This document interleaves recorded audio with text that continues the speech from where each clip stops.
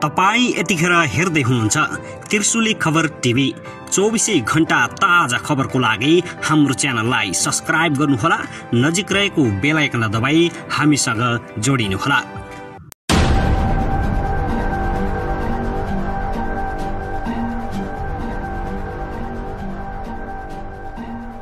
दर्शकबिन नमस्कार, तपाईहरु यतिखेर हेर्दै हुनुहुन्छ त्रिशुली खबर टिभी।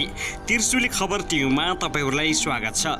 यदि हाम्रो च्यानललाई अहिलेसम्म सब्स्क्राइब गर्नुभएको छैन भने सब्स्क्राइब गरी नजिक रहेको बेल आइकन दबाई हामीसँग जोडिनुहोला। दर्शकबिन आज हामी तपाईहरुमाझ विशेष अपडेटका साथ उपस्थित भइसकेका छौं। यो भिडियोलाई अन्तिमसम्म हेरी हामीलाई साथ दिनुहोला। दर्शकबिन सक्दो शेयर गर्न पनि नभुल्नुहोला। दर्शकबिन नेपालबाट भारत तस्करी गर्न लागेको 23 किलो सुन भारतीय जनता पार्टी भाजपा नेताका भाइको भएको भारतीय सञ्चार माध्यमहरूले जनाएका छन्। सुन बरामद भएको फ्ल्याट भारत रक्सौल पूर्वी चम्पारणका अशोक सिन्हाको भएकाले उनकै सुन भएको हुन सक्ने पर्साकी प्रहरी प्रमुख एसपी गंगा पन्तले बताएकी छिन्। यहाँ कहिलेकाहीँ मात्र नेपाल आउने गरेको उनको भनाइ छ। सुन दराजभित्र राखेको अवस्थामा बरामद भएको हो। सिन्हाको समूहले लामो समयदेखि नेपालबाट भारत सुन तस्करी गर्दै आएको प्रहरीको आशंका छ। सिन्हा बिहारका भारतीय जनता पार्टीका नेता प्रमोद कुमार सिन्हाका भाइ हुन्। वीरगञ्जमा सुन बरामद भएपछि बिहारमा हुन लागेको चुनाव र सुन तस्करीलाई जोडेर भारतीय सञ्चार माध्यमहरूले समाचार सम्प्रेषण गरेका छन्। पर्सा प्रहरीले शनिबार बरामद गरेको थियो। भारतीय नागरिक बस्दै आएको वीरगञ्ज महानगरपालिका 5 रेशम कोठीमा रहेको गणेश अपार्टमेन्टबाट प्रहरीले शनिबार 23 किलो 257 ग्राम सुन बरामद गरेको हो। तर तस्करीमा संलग्न कसैलाई पनि प्रहरीले पक्राउ गर्न सकेको छैन। बरामद सुनको मूल्य करिब 18 करोड रुपियाँ देखिएको छ।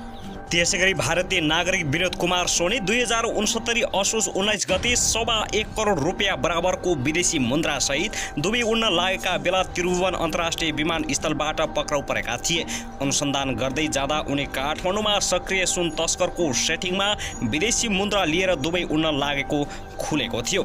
सोनीले प्रहरी समक्ष विमल पोधार, मुरारी लाल जमालिया, गोयल लगायतको योजनामा काम गरेको र आफू भरिया मात्रै भएको बताएका थिए। उनले किटान गरेका व्यक्ति शक्ति केन्द्रसम्म पहुँच राख्ने मानिस थिए। जमालिया दरबार मार्ग स्थित इबिसु लगायत ज्वेलर सञ्चालक थिए। पोदार कालिका स्थान स्थित सिल्भर सिटी अपार्टमेन्टका सञ्चालक हुन्। दबाव र प्रभावकै कारण प्रहरीले उनीहरू विरुद्ध बलियो अनुसन्धान गरेको थियो।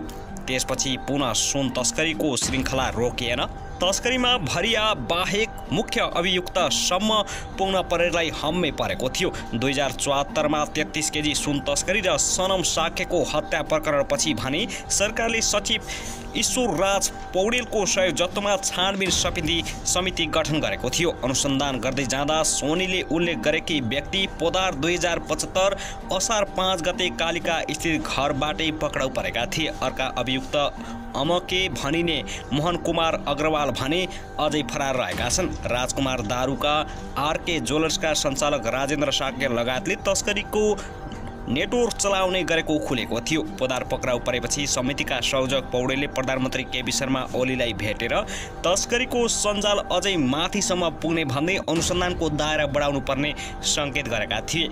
दुबई, थाइल्यान्ड र हङकङबाट तस्करीको सुन आउने गरेको र यसमा नाम चलेका व्यापारी नै संलग्न रहेको पनि उनले जानकारी गराएका थिए। स्थलगत अन्तर्गत चीनबाट तातो पानी र केरङ्गो, भुटान र बर्माबाट भारतको मणिपुर हुँदै तस्करी हुने गरेको तथा प्रधानमन्त्रीलाई जानकारी गरिएको थियो। स्रोतका अनुसार प्रधानमन्त्री ओलीले अब जे जस्ता प्रमाण भेटिएका छन् त्यसलाई अन्तिम रूप दिएर बुझाउनुहोस्, माथि साथी जानु पर्दैन ओलीले भनेका थिए। त्यसपछि समितिका पदाधिकारी थप जोखिम मोल्नेतर्फ लागेनन्। त्यतिबेला अनुसन्धानको दायरामा राखिएका माथि थप छानबिन गर्न दिएको भए सुन तस्करी नियन्त्रणमा ठूलो सफलता हात लाग्न सक्थ्यो।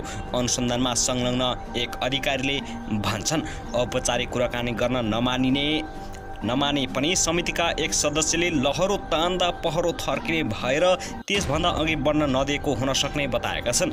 समितिले पोदार पक्राउ परेको 40 दिनपछि साउन 16 गते प्रधानमन्त्री निवास बालुवाटारमा 752 पृष्ठ लामो प्रतिवेदन बुझाएको थियो, जसमा 292 जनाको नाम नै सुन तस्करका रूपमा किटान गरिएको थियो। गृहमन्त्री रामबहादुर थापा बादल, तत्कालीन गृह सचिव प्रेम कुमार राई लगायत उच्च अधिकारी माझ प्रधानमन्त्री ओलीले प्रतिवेदनका राय तथा सुझाव कार्यान्वयन गर्ने प्रतिबद्धता जनाएका थिए। प्रतिवेदन सार्वजनिक गरिए मात्रै तस्करहरूको को रहेछ भनेर अमामनिसले थाहा पाउने थिए। स्रोतले भन्यो, प्रतिवेदनमा सुन तस्करी नियन्त्रणमा हुन्डी, डलर कारोबारी, म्यान पावर व्यवसायी, शैक्षिक परामर्शदाता संस्था, विदेशबाट वस्तु आयात गर्ने व्यापारी, सुन पसल लगायत माथि सूक्ष्म अनुसन्धान गर्नुपर्ने उल्लेख छ। सीमा नाका नियमन, अनुगमन र प्रविधिको प्रयोगलाई पनि बढाउन सिफारिस गरिएको छ। तर प्रतिवेदन बुझेको 2 वर्ष बितिसक्दा पनि सिफारिस गरिएका व्यक्तिमाथि छानबिन र कारबाही भएको छैन।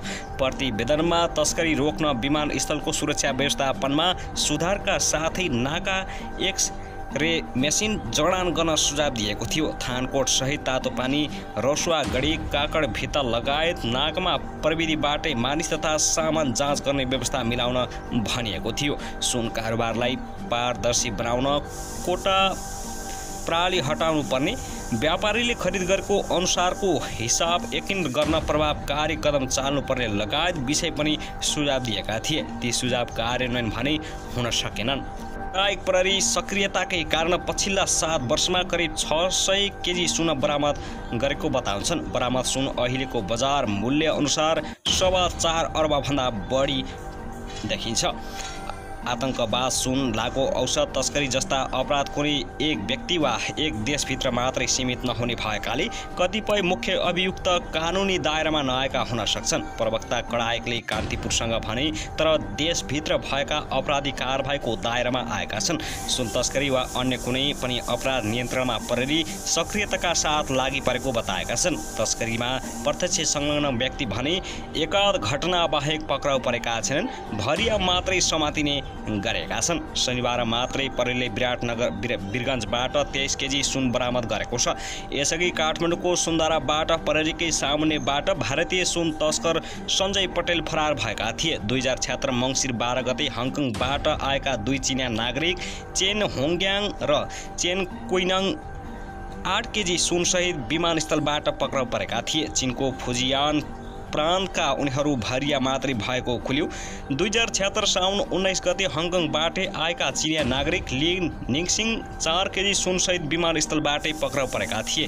त्यससँगै साउन पहिलो साता गोर्खाको धार्चे गाउँपालिका 3 खोरका बेसी नजिकै ओडारमा 16 केजी सुन फेला परेको थियो। बरामद सुन गोर्खाकै तिब्बती सीमा चुमनुब्री गाउँपालिकाको छिकेम्पार स्थित कोइङला नाकाबाट आएको पत्ता लागेको थियो। प्रहरीले 2075 चैत्र 20 गते विमानस्थलबाटै थाइल्यान्डबाट आएका 5 भारतीयलाई 6 केजी सुनसहित पक्राउ गरेको थियो। 2074 असोज 4 गते रसुवागढी केरङ्गुबाट भित्रेको 88 केजी सुन क्षेत्रपाटीबाट बरामद भएको छ।